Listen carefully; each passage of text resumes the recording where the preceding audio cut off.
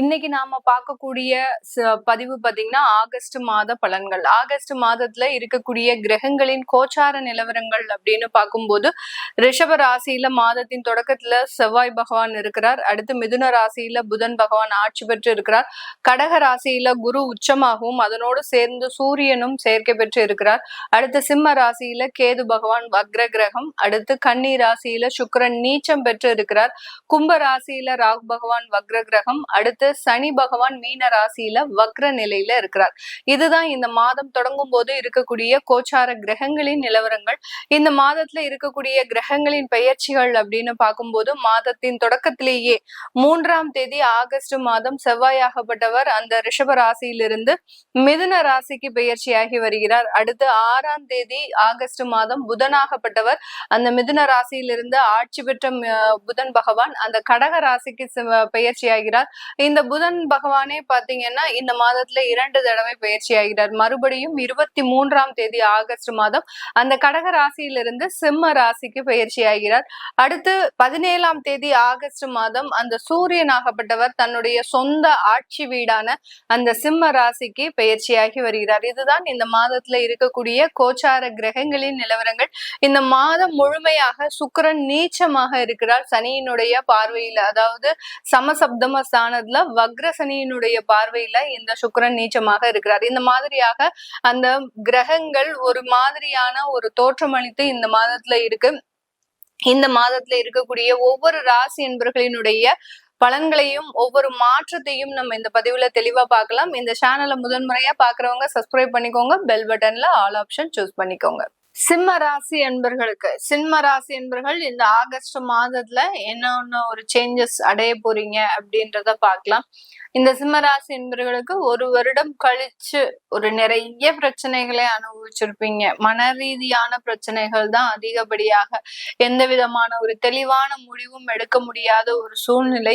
அப்படியே ஒரு முடிவு எடுத்தாலும் அதுல ஒரு தவறான விஷயங்கள் நடந்திருக்கும். சில பேருக்கு திருமணம் சம்பந்தப்பட்ட விஷயங்கள்லாம் மிகப்பெரிய ஒரு பாதிப்பை கொடுத்திருக்கும். நல்ல ஒரு வரன் அப்படின்னு சொல்லி திருமணம் செஞ்சு அந்த திருமணத்துல நிறைய தோல்விகளை அடைஞ்சிருப்பீங்க. இந்த மாதிரியாக இந்த சிம்மராசி என்பர்களுக்கு எதிர்பாராத சில பிரச்சனைகளை மாட்டிக்கிட்டு அதுல இருந்து வெளிவர முடியாம இரவு முழுவதும் ஒரு தூக்கம் இல்லாமல் தன்னுடைய வாழ்க்கை எதை நோக்கி நகர போகுது, அதனுடைய வாழ்க்கையில ஒரு நல்ல ஒரு சேஞ்சஸ் இருக்குமா அப்படின்ற மாதிரியான ஒரு எதிர்பார்ப்போட இருக்கிறீங்க. சில பேருக்கு பாத்தீங்கன்னா இவர்களினுடைய கெடுதலான திசாபுத்தியும் 2வது பக்கம் சேர்ந்துடும். ஒரு பக்கம் பாத்தீங்கன்னா கோச்சார கிரகங்களினுடைய தாக்கங்கள், ஏன்னா உங்களுடைய ராசியின் மீது கேது இருக்கிறார். 8ஆம் இடத்துல சனி பகவான் அஷ்டம சனி அப்படின்னு பயமுறுத்துறாங்க ஜோதிடர்கள். இப்படி 4 பக்கமும் கோச்சார கிரகங்களின் தாக்கங்கள் இருக்கக்கூடிய இந்த சிம்மராசி என்பர்களுக்கு இவர்களினுடைய திசாபுத்திகள் அப்படின்றது ஒரு பக்கம் மிகப்பெரிய ஒரு பிரச்சனையை கொடுத்துட்டு இருக்கும். சில பேருக்கு பாத்தீங்கன்னா சூரிய திசை சந்திர திசை இந்த மாதிரியான திசாபுத்திகள் மிகப்பெரிய ஒரு பிரச்சனையை கொடுக்கக்கூடிய ஒரு திசாபுத்திகளாக இருக்கும். ஏன்னா சூரிய திசையெல்லாம் பாத்தீங்கன்னா ஒரு 6 வருட தசாபுத்தி தான். அந்த 6 வருடத்துல அப்படி ஒரு நிமிஷமா உங்களுக்கு அந்த 6 வருடம் போயிருக்கும். அந்த 6 வருடத்துல சந்திக்காத பிரச்சனைகளே கிடையாது. சில பேருக்கு பாத்தீங்கன்னா குடும்பம் ரீதியான சில பிரச்சனைகள், பெற்றோர்கள் ரீதியான பிரச்சனைகள், பெற்றோர்களே இவர்களுக்கு எதிராக செயல்படக்கூடிய ஒரு தருணம், இது எல்லாத்தையுமே கடந்து வந்திருப்பீங்க. இதெல்லாம் சொல்லணும்னா இந்த பதிவுல டைம் பத்தாது. இந்த மாதிரியாக இந்த சிம்ம ராசி என்பர்கள் எதிர்பாராத சில விஷயங்களை அனுபவித்து வந்துட்டு இருக்கிறீங்க. இவர்களுக்கு இந்த ஆகஸ்ட் மாதத்துல உங்களுடைய ராசிக்கு அதிபதி அப்படின்னு சொல்லக்கூடிய அந்த சூரியன் உங்களுடைய ராசியின் மீதே கடக்க போறார். அதனால இந்த இடத்துல சில உயர் பதவிகள், யாருக்கெல்லாம் டிரான்ஸ்பர் கிடைக்கல, ஒரு ப்ரமோஷன் கிடைக்கல அப்படின்னு நினைக்கிறீங்களோ அவங்களுக்கு எல்லாத்துக்குமே உங்களை காய வச்சு கொடுக்கறதுக்கு உண்டான ஒரு நேரம். அதாவது இந்த டிரான்ஸ்பரும் வேண்டாம் ப்ரமோஷனும் வேண்டாம் அப்படின்ற நேரத்துல அந்த ப்ரமோஷன் கிடைக்கும். இந்த மாதிரியாக அதை வெறுத்து ஒதுக்கக்கூடிய ஒரு நேரத்துல சில அங்கீகாரம் அப்படின்றது இந்த சிம்ம ராசி என்பர்களுக்கு கிடைக்கக்கூடிய ஒரு நேரமாக தான் இந்த ஆகஸ்ட் மாதம் அமைய போகுது. இந்த ஆகஸ்ட் மாதத்துல உங்களுடைய குடும்பஸ்தானாதிபதி அப்படின்னு சொல்லக்கூடிய லாபஸ்தானாதிபதி அப்படின்னு சொல்லக்கூடிய அந்த புதனாகப்பட்டவர் உங்களுடைய விரயஸ்தானத்திலையும் உங்களுடைய ராசியிலையும் இந்த மாதத்துல பயணிக்க போறார். இதனால குடும்பத்துல இருக்கக்கூடிய நபர்கள் உங்களை விட்டு வெளிநாடு செல்வதற்கு உண்டான ஒரு நேரம்.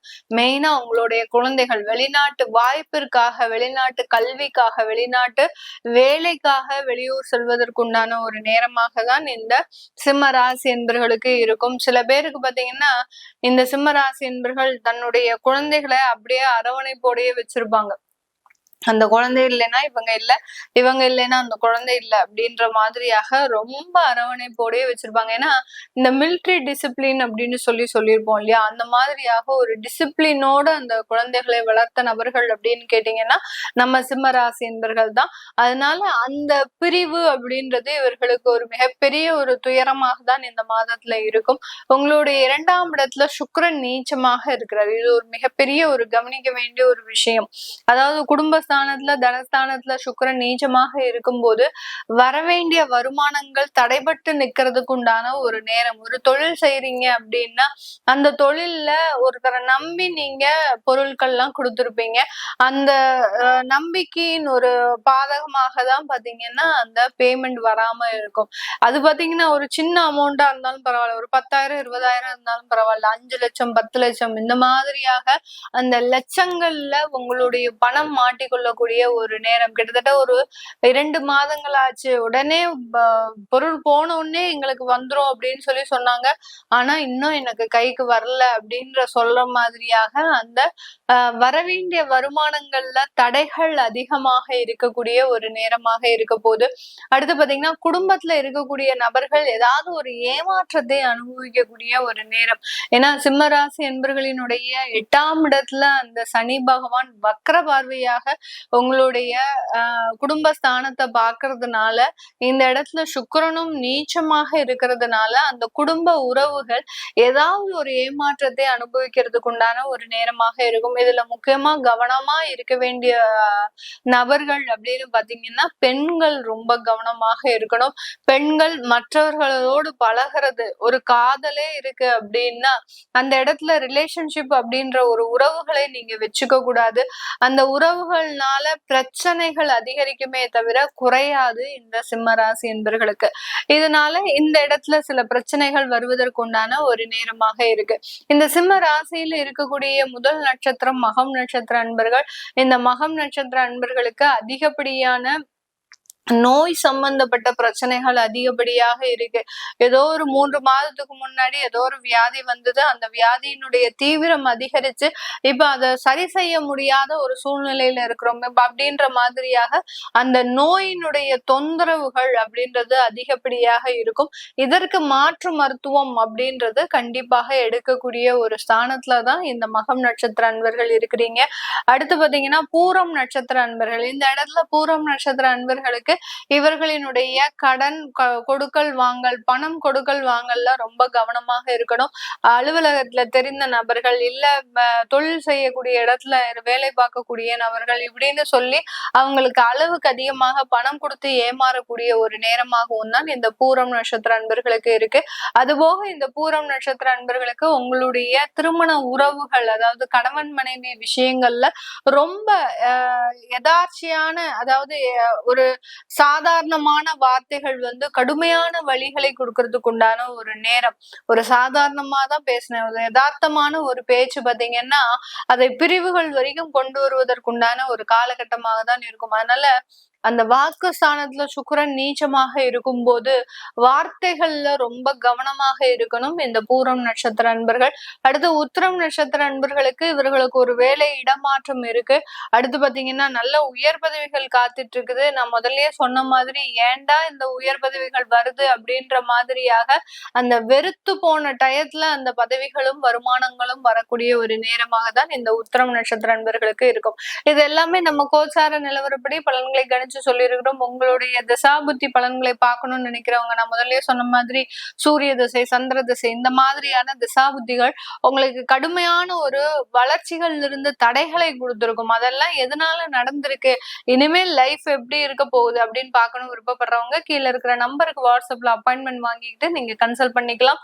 உங்களிடமிருந்து விடைபெறுவது உங்கள் ஆஸ்ட்ரோ பூர்ணா. நன்றி, வணக்கம்.